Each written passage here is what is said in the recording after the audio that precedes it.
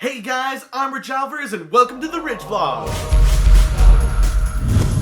Previously on the Rich Vlog, I asked you guys what would make live-action anime films relevant in Hollywood. And I told you that the best answer would be on today's episode. And the winner is...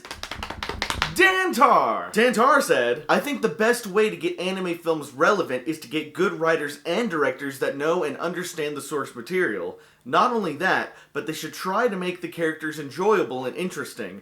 That kind of approach has worked for some of the best comic book movies, so I don't see why it couldn't also work for anime movies. When Dan says he wants to find directors and writers faithful to the source material, that was the kind of answer that I was looking for. Because you can't just have good directors and writers. Technically speaking, Dragon Ball Evolution did have a good director. James Wong directed the one with Jet Li, Final Destination 1 and 3, my favorite of the Final Destination movies, several episodes of The X-Files, and several episodes of The Lone Gunman and Millennium. So James Wong, who directed a terrible movie, was a good director. You have to get good directors that also care about what they're being made to do. Or you just find a good producer like Kevin Feige over at Marvel who picks good directors that can work well with him.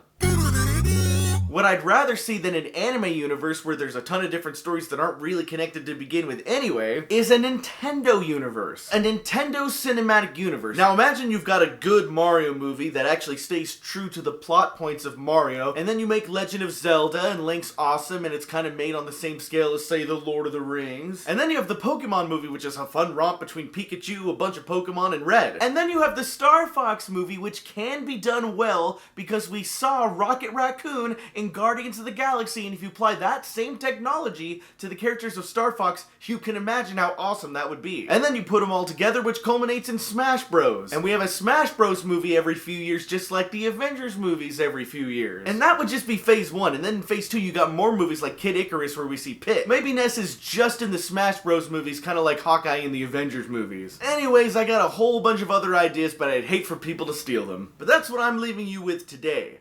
A Nintendo cinematic universe. Would you want to see it? Would you not want to see it? Should it be live action? Should it be CGI? Who would be good at writing it? Who would be good at directing it? Should Miyamoto have any say? Let me know in the comments below or at facebook.com/richvlog. And I'll have the best answer for you next week. I'm Rich Alvarez. See you guys.